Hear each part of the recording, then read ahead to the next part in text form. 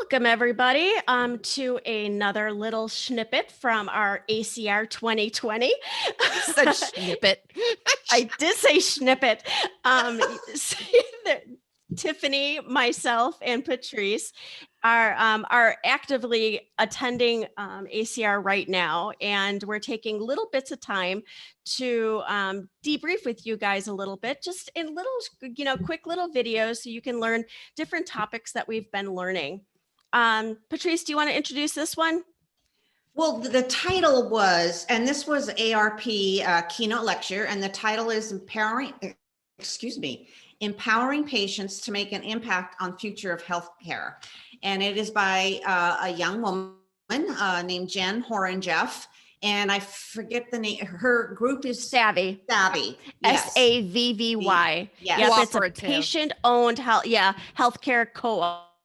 Yes. That helps people share their health experiences with companies and researchers. Yeah. So she began with her story of when her journey with arthritis began, which I'm understanding from what she said was at a young age. I think it was 11. I think it was 11 years old. Yeah. So, and she had, just to make it real short, she had, they're called her 9 lessons. And, she went into each one of these and she was very short and concise on what these lessons are. It wasn't drawn out, but I have to say, she's very engaging and very captivating. And, I was just so drawn to her presentation. And so I really enjoyed it. I think we all just, again, I think Patrice and I are the ones that actually attended this one. Yes. And she is very relatable. She has a PhD. She lives in New York. She is incredibly knowledgeable. And she just kept figuring throughout the lessons, like the first one was related to arthritis can be lonely. I mean, who can relate to that? I'm raising my hand. I was figuring my hand would get lost in my background. It does. Okay. Yeah. The second one. Me and Deb. Yeah. The second lesson was basically have cool stuff. Now, this is speaking to rheumatologists. Mm-hmm. So, rheumatologists can have, she pointed out Snoopy Band-Aids. Right. She said that was, as an 11-year-old, that's what she remembers. And, more than one person is affected with arthritis, and understanding what motivates, what the goals are, the unique perspectives of every patient, and not one size fits all.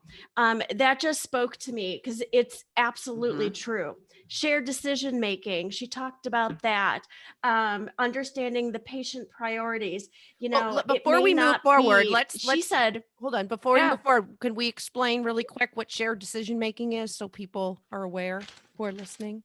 Absolutely. Yes, absolutely. Shared decision making is the patient and the doctor, whether it's on a telemedicine visit or it's an in-person visit. It's and my doctor does this very well, lays out all of the things that we can do, and then leaves the decision in my hands. Now, sometimes I'm ready to point to one decision, but then I'll ask her, her perspective and what she thinks. And she is more than willing to share that information with me. So it is the shared decision making between the doctor and the patient, so the patient can make an informed decision.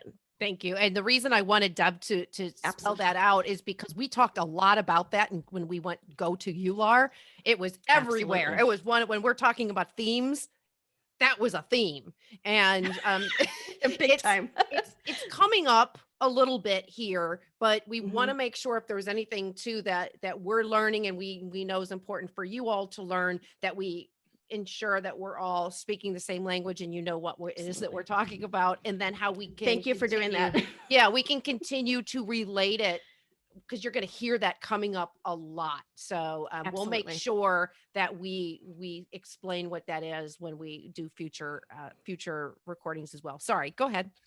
No, absolutely. And thank you for doing that, because sometimes when you start speaking the lingo, you forget. Mhm. And I think amongst the three of us, we've said it over and over. So, so thank you.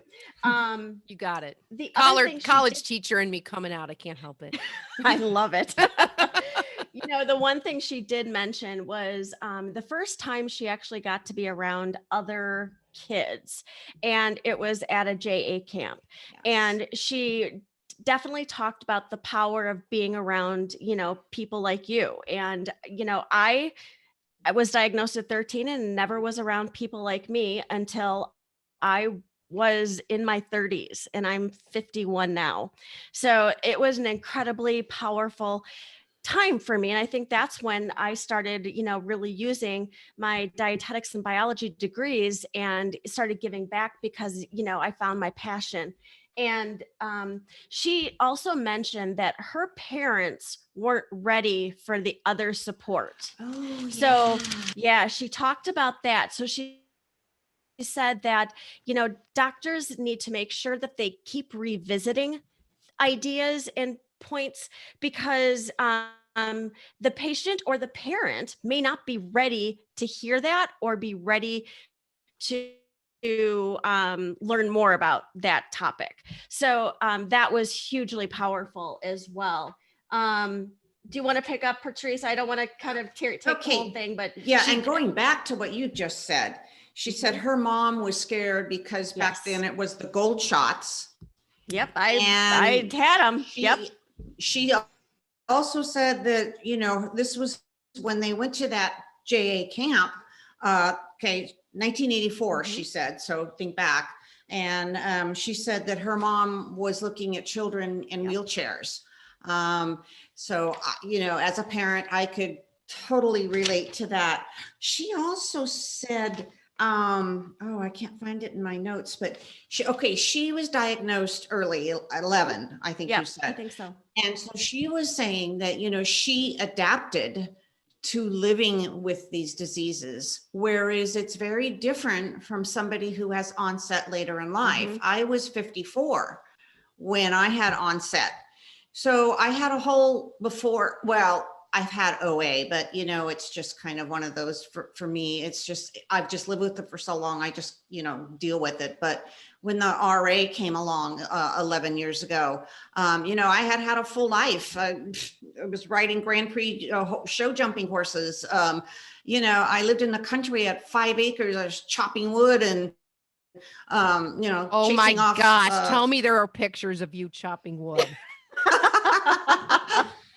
No, I was chasing. We lived in an area where there rattlesnakes are prevalent, and so we kill about 10 every summer season. I got really good at it. I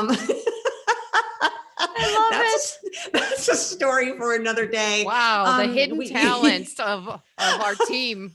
Who knew? Yeah. So and I still had one of my children was already out, but one of the others was still at home, and he was attending college. So I was still a parent. I wasn't quite an empty nester, but it was just. And then this hit, and it was just, I didn't know what to do with it at first. Mm-hmm. I get that. Yeah, I absolutely get that. Let me think of a couple other things. Because she talked about so many different pieces. I know. Oh, she talked about your role as a clinician, that that you need to make sure that there's other ways in managing yourself. So for instance, nowadays there's apps, there's peer support, being at the right time to be in the right place, which is referring to what her mom was. She wasn't ready at one point. Right. So, and she said she never is ever angry at her mom for not getting them involved sooner. It's just where you were. And stick with the patient, offer different tools to them and let them get there and let them be ready at that point. And connecting patients to different resources. That is what she definitely wanted to communicate. What are you laughing at, Miss Tiff? I have her slideshow up here. Lesson 7, don't make crap. Oh, Yes, yeah. she did. Oh yeah. Yes. Yes. I wrote that down in big bold letters. Yeah. Lesson just trying- 7. I'm just trying to go through the PowerPoint and catch up with what Yes. you caught me off guard. Sorry. Yes. Yes, it I is. love Yeah. her. Yeah. Oh, she's awesome. One thing she did talk about, and the reason that brought her to her career is you have the power to Yes. empower. Yes. And she said that she, at first, again, she is a PhD, so she's a doctor, and she was being asked and felt so honored to be asked to be on all these panels. But then she was being asked again and again and again. And she kept again. And, the point she was making was, I'm not here for free. And I'm not going to keep sharing everything I, know and keep sharing it for free, because my everything, all of the input that a patient can give is so valuable to pharma industry. I mean, every part of everything, like Tiffany brought up in another little piece. She talked about oh my gosh, my brain fog just hit in the worst way. I had a thought, it just went off to the Well, offside while you track. rethink of that, I'll take just, over. I'll just throw something in Pick up, because please. Yeah. I was talking to Jenn. I talk to her every so often, and I remember her Yeah. telling me this story. I won't say where she was a panel, but Yes. she was a panel somewhere. And she said, I was watching it and we were on a break. And she said, watch, even though she has a PhD and she was the patient representative and everybody else at the table also had a doctorate or PhD or something, they were all called Dr. So-and-so, and they called her Jenn.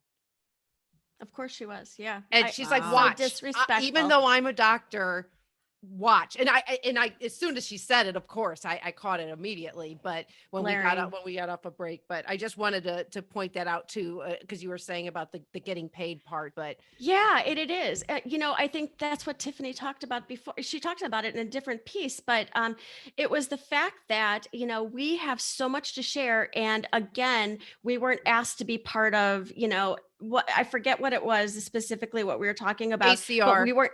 the standards Yeah, but for telehealth. The standards, that's what it was, the telehealth, because that's exactly what it was. And why wouldn't you ask a patient what, I mean, again, I could go on and on. What the as we all guideline could. for treating patients on telehealth should Yeah. be. Hello.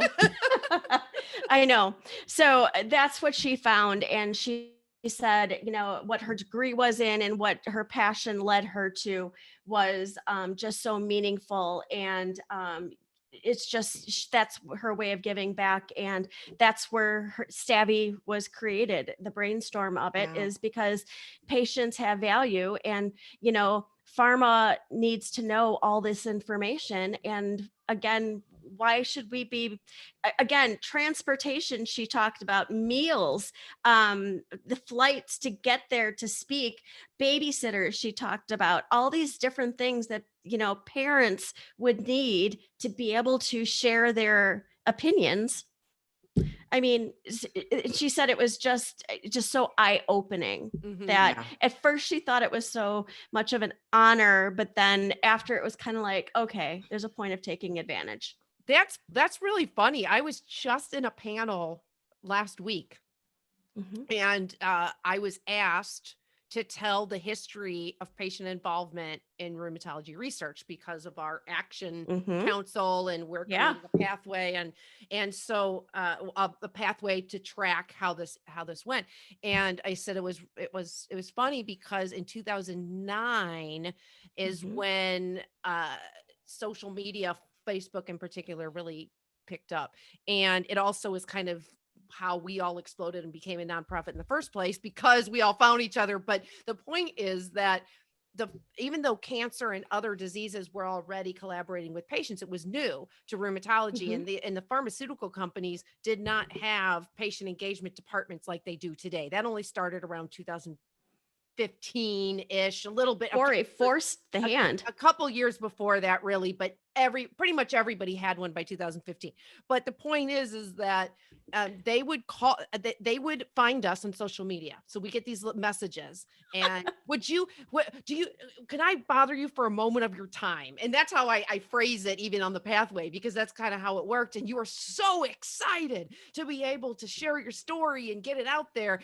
And so you'd sit there. I used to sit there on the phone and talk to these people all the time. And then now we know our stories are valuable and our time is valuable, and they need to pay us as a life expert. But at that time, it was the same thing. You're just so elated to be able to have a voice. And and things have changed now. Obviously, there's guidance how to engage with the patient. But yeah, it's been a journey, and it really has. Yeah. Again, so I mean, a powerful presentation. We'll do summaries on that. And I mean, her slideshow is so simplistic, but it's just so powerful. Again, her thing. Again, we can share. We don't can share make crap. Yeah, we can share the PowerPoint in the online Go With Us to ACR. As long as Jenn is okay with it. She shared she shared it on the site, right? So it was yes. Right. It was. Everything else is downloadable. Yeah. Okay. Everything else that I put on. We can do that. All right. I think that hits us at the 15-minute mark. So that was great. So tune back in. Bye, everybody. We'll give you some more. I don't know if it'll be tonight, but we'll be doing some more. All right. Thanks, everybody. Thank you.